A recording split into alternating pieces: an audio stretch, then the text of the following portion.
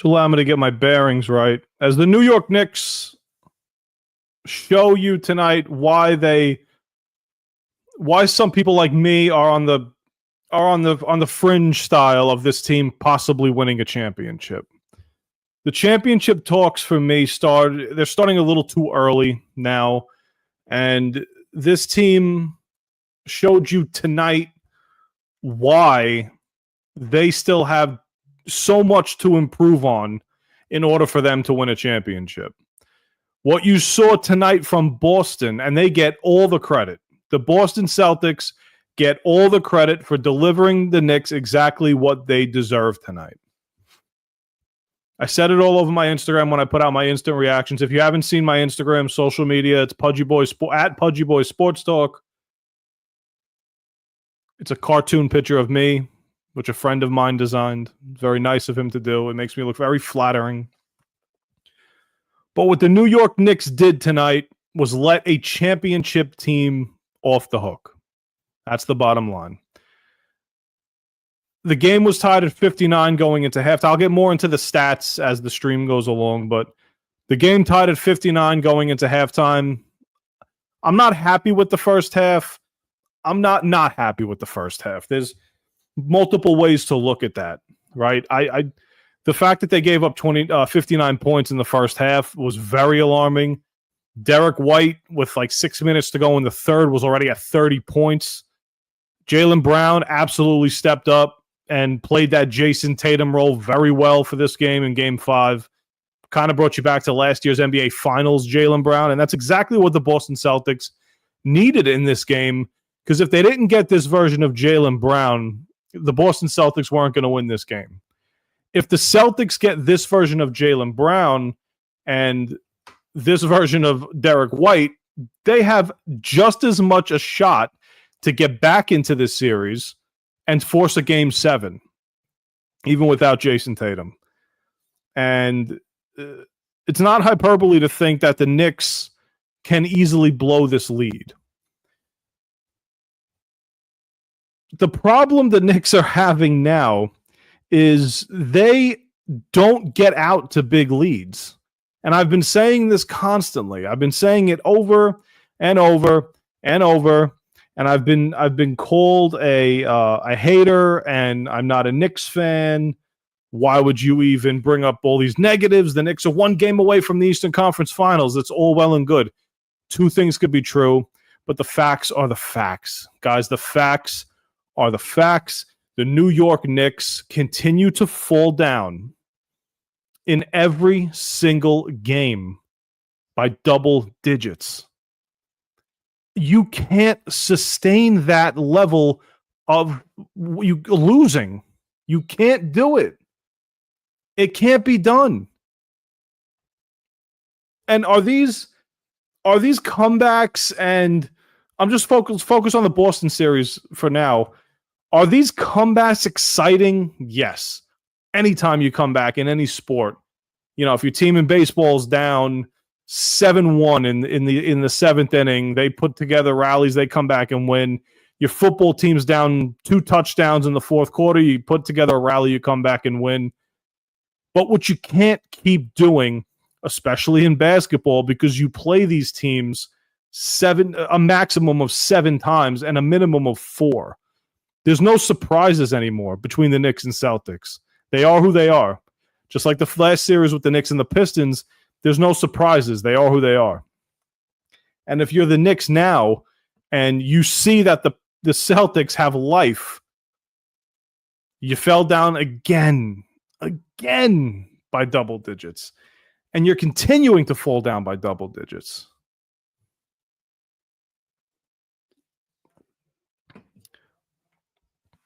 $59-59 coming out of the half.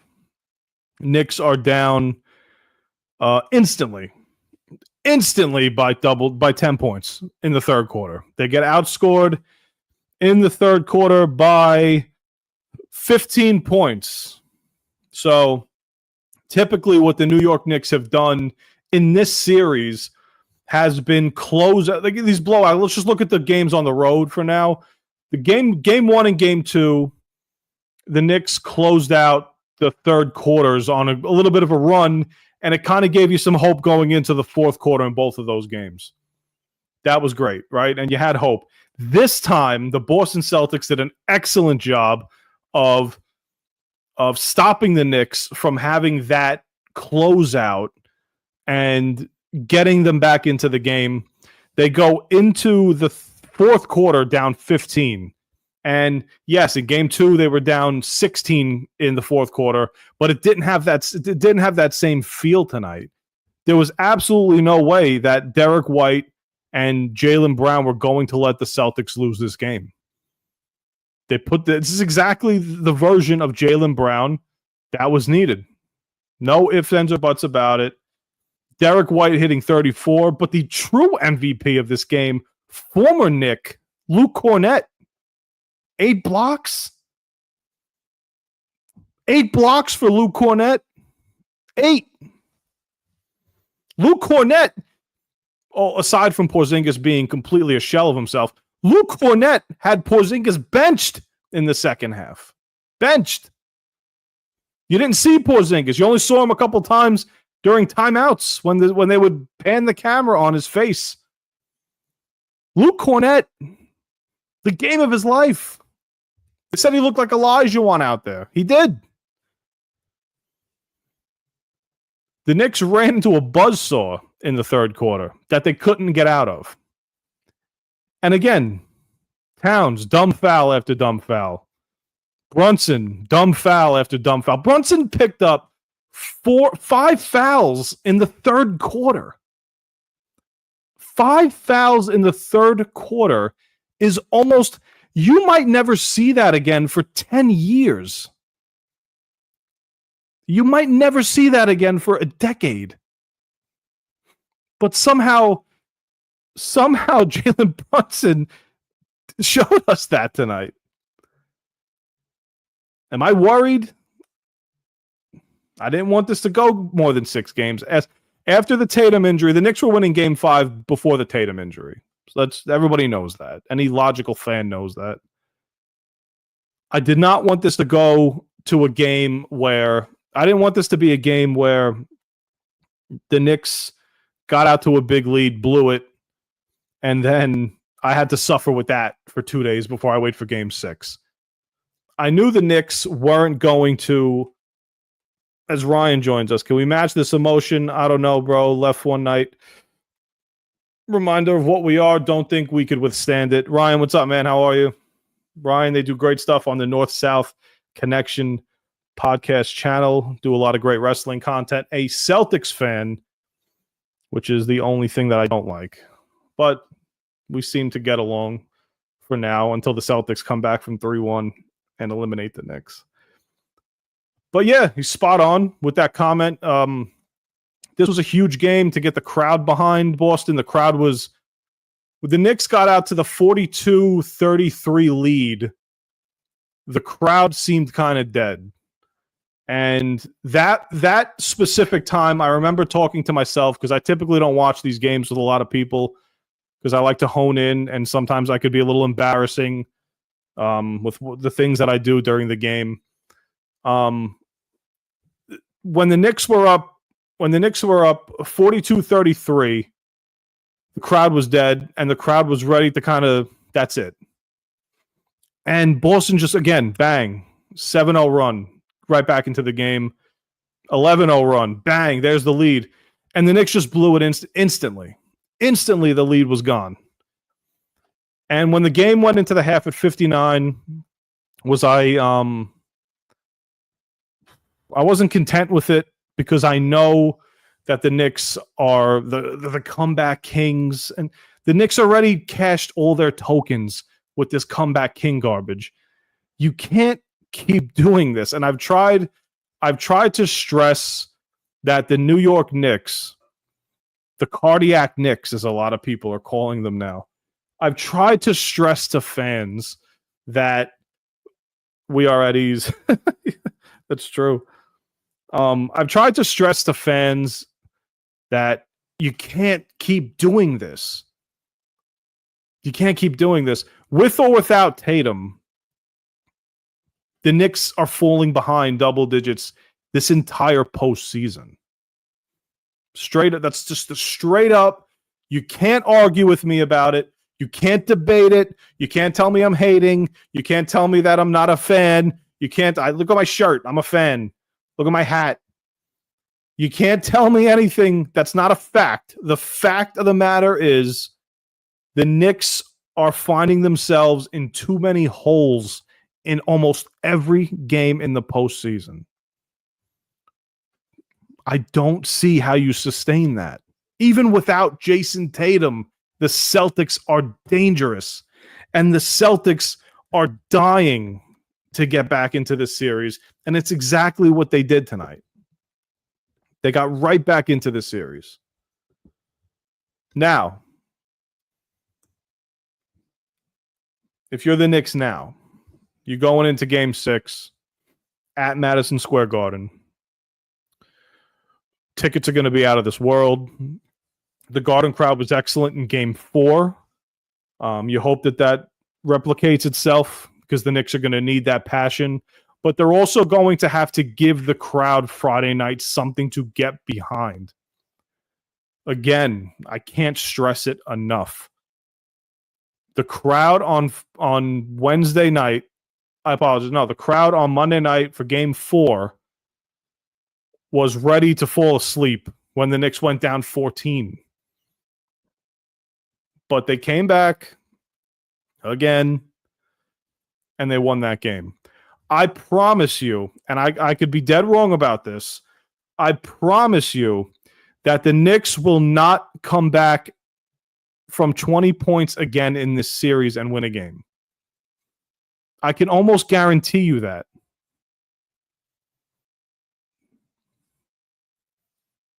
You know when you're at like the poker table or the blackjack table wherever you are in Vegas or just playing blackjack. You're with a group of people and you just hit four straight hands. Your friend behind you in your ear is telling you, take the chips, take the money, and leave. Take the profit and leave because you're not going to keep doing this. It's almost impossible. Take the chips and go home, buy yourself something nice, and stop. But no. What do? You stay at the table. You say, hit me again. No, I'm on a hot streak. Hit me again. And you wind up losing everything. Everything's gone. The Knicks are doing that now. That's what I'm afraid of. Don't call me Negative Nancy. Don't call me Debbie Downer. You got to be real. You got to be real with this team. You got to be real with them. Because if you're not, you're going to be in for a pretty good surprise in Game 6 and maybe Game 7. Just looking at the box score for the most part. Josh Hart played his butt off. I thought that was a good call. Just because there was blood doesn't mean that it was intentional from Cornette. He's not that kind of a player. I saw a lot of Knicks fans on Twitter screaming about a flagrant. Just because there was blood doesn't mean there was a flagrant. It was a clean basketball play, and the unfortunate part about it was Cornette's elbow hit his eye. Nothing wrong with that play. Were the refs a little inconsistent? They're inconsistent every game for every team. So to sit here and cry about the refs, you're not giving the Celtics enough credit because the Celtics came out like a team possessed, especially in the second half.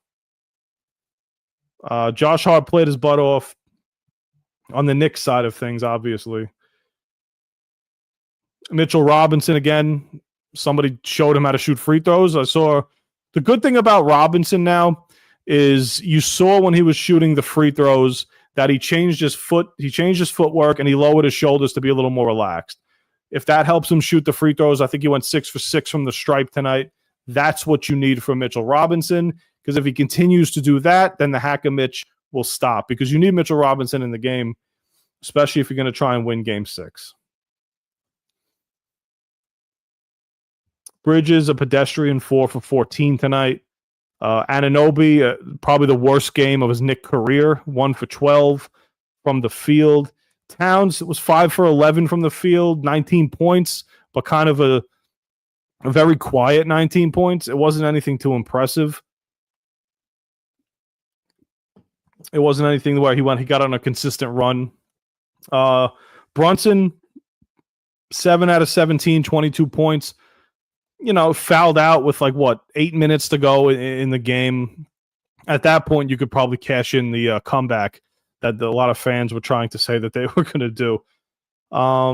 Just little things that the Knicks are going to have problems with if they come out of this Celtics series, and also with the Celtics in Game 6 and possibly 7. Campaign has become unplayable now. You can't play Campaign anymore. And if you do, it's going to be a very short leash. He picked up 3 fouls in 5 minutes today and didn't take a shot. And, Campaign is a chucker. He's a guy who comes down, he shoots the 3. If he gets hot, he's a guy that could rally your team. He's an energy type of guy off the bench. And if he gets hot, yes, he could score 10 plus points off the bench, but you could tell right away with Campaign if he has it or if he doesn't have it. You always want a guy like that off your bench to hit that first 3, just like Deuce did. And McBride seems to be getting his stroke back. And McBride and Robinson is pretty much as far as the New York bench goes at this point. In a pivotal Game 6, you're not going to see Campaign much. 5 minutes tonight. You see a lot of these guys came in for garbage time. But Tibbs is going to shorten that bench even more now, I think, in Game 6. And you're going to see less and less of guys like Campaign. You're not going to see a Chua at all unless the bigs get into foul trouble. And with Towns, there's every possibility he could have 3 fouls in the first quarter. But, I mean, Anunoby going 1 for 12 is the biggest killer for me, man. He cannot go 1 for 12. When Anunoby the Knicks offense, you know what you're getting out of Jalen Brunson. You know what you're getting out of Jalen Brunson. You know what you're getting out of Cat. Josh Hart getting 20 plus points is an insane bonus. This Knicks offense is a different offense when either Mikal Bridges and or OG Anunoby score the basketball consistently. It takes the pressure off Brunson to have to go for 40, which I think Brunson's going to have to do in Game 6. I just think he's going to have to do it in Game 6. On the Boston side of things, I don't know what the hell's going on with Kristaps Porzingis. I'll give him the benefit of the doubt about this illness that they say that he has, and maybe it's affecting him the way he plays. But the way Kristaps Porzingis looks, he looks like a complete zero on the court. I get upset with Mazzulla when he takes Porzingis out of the game because I think the Knicks play a little better when Porzingis is in the game. So it sucks that Porzingis has been so... Porzingis's play is what led to Luke Kornet's monster game. So with how bad Porzingis has played, that's how Luke Kornet was able to stay in the game longer, start the second half, have the 8 blocks, have the multiple rebounds, have the great offensive possessions, be that rim protector that Porzingis just isn't. I could see Game 6 starting Kornet, but he was actually a good piece off the bench. If you want to bring more firepower off the bench for Boston in Game 6, maybe you start Kornet, bring Porzingis off the bench. Jaylen Brown had a very, very efficient game, 9 for 17, 3 for 5 from deep, 26. Derek White was the big-time killer tonight with 34 points. That can definitely not happen again in Game 6. That cannot happen. And I'm hoping it doesn't happen again. So, Drew Holiday had a very good game, very efficient. Ryan said, Porzingis, your man, respect and all. He's so likable, but he is a negative. Yeah, again, like I said, I mean, thankfully for the Celtics, Porzingis' play allowed Kornet to have the game that he had because he was benched coming out of halftime, and I don't think he saw another minute after that. This was Luke Kornet's game. I don't know if, I don't know. Again, I don't know if they're going to bring Porzingis off the bench next game. Maybe you bring a little firepower off the bench, but this was Cornette's game. Thankful to Porzingis for that. So just moving forward now to Game 6. First of all, this series, this was what my ultimate fear was. This was exactly what my ultimate fear was. This series getting to a Game 7 would be the Knicks' worst nightmare because Boston has the championship DNA already. Just start Porzingis and then see what you get and pivot. Yeah, that's probably what he'll do. Mazzulla, he hits the right buttons a lot. So he'll probably start Porzingis and then, Porzingis at the Garden, maybe it kind of amps him up a little bit to shut the Knicks fans up. But I'm worried now about Game 7, and it's not even Game 6 yet. So if Game 7 to me would be, first of all, Game 7s in any sport, it's 50-50. It is what it is. You don't know how players are going to perform in Game 7. You don't know who's going to get the whistle. You don't know what the crowd's going to be. You just don't know, especially on the road if you're the Knicks. You don't know with these Game 7s. And you cannot have this series go back to Boston. And you have a team with a championship DNA that has won big game after big game, just blew you out again. That's 2 out of the last 3 games now that the Knicks have gotten completely whooped by the Celtics. One with Tatum, one without Tatum. So money says the Celtics are still in it by far. I don't know if the line is out yet for Game 6. Let me check. I could see Boston again being favored in Game 6, just like they were favored tonight. Okay, so I was wrong. Yeah, I'm wrong. The Knicks, as of now, are 2.5-point favorites in Game 6, which in the NBA is nothing because, the Celtics can flip that in 4 seconds going into the game. Yeah. Again, like I was going into the series, I'm hopeful. I'm not confident. I will be more confident when there's zeros on the clock and the Celtics are out.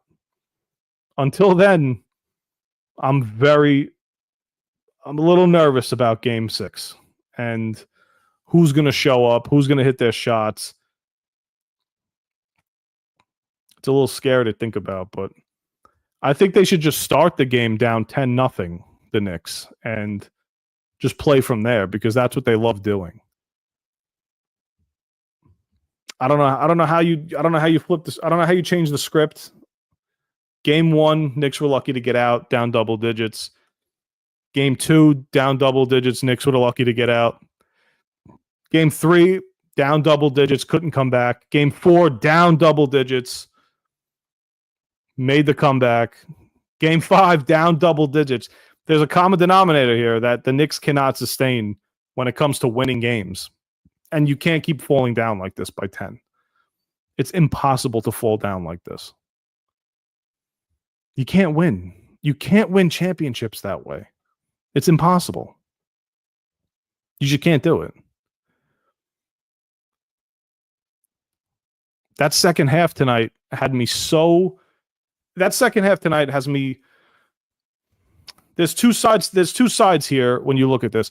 The second half tonight was either the Knicks just kind of mentally accepting the fact Boston was never lose. Boston wasn't going to give this game, and they weren't going down without a fight. So the Knicks kind of just accepted that metaphorically, not physically. The Knicks just kind of accepted the fact that the Celtics were not going down tonight on their home court after they lost their star player, defending champions, not happening. The other side is, as each game progresses, when you have these 3-1 leads, the pressure mounts and mounts and mounts more to the team with the lead. So now the Knicks have one more home game left in this series. Home road splits between these two teams doesn't really seem to matter. Even though I think it favors Boston a lot more because they are the team that has had the formidable leads in these games. They've shown that they could be a more consistent team in all of these games. But now that's where we are. And if the Knicks lose game 6, I'm going to be a complete disaster because I will not feel confident going into game 7.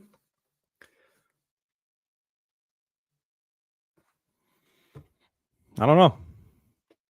If you're a Knicks fan now you got to stew on this and you got to sit on this for tonight. You got to sit on this for tomorrow night or tomorrow all day. And then you got all day Friday to have the Celtics fans believing, have the Celtics players believing, have the Knicks fans with a little bit of doubt in their brains. If you made me bet money and you said, who would you take now? I would slightly still favor the Knicks to close this out in game 6. Slightly. But I'm not confident in it. Because I don't foresee Derek White having 30 plus again. I don't foresee Cornette having this type of game again. Porzingis has to be better. Horford and Holiday have been, just consistent the entire series of what they're doing. Pritchard has been a pain in the ass off the bench. Nobody seems to know how to guard him. The Knicks don't have a bench besides McBride. They don't have scoring off the bench besides one player. Pritchard game 6. This could be Pritchard's coming out party at Madison Square Garden.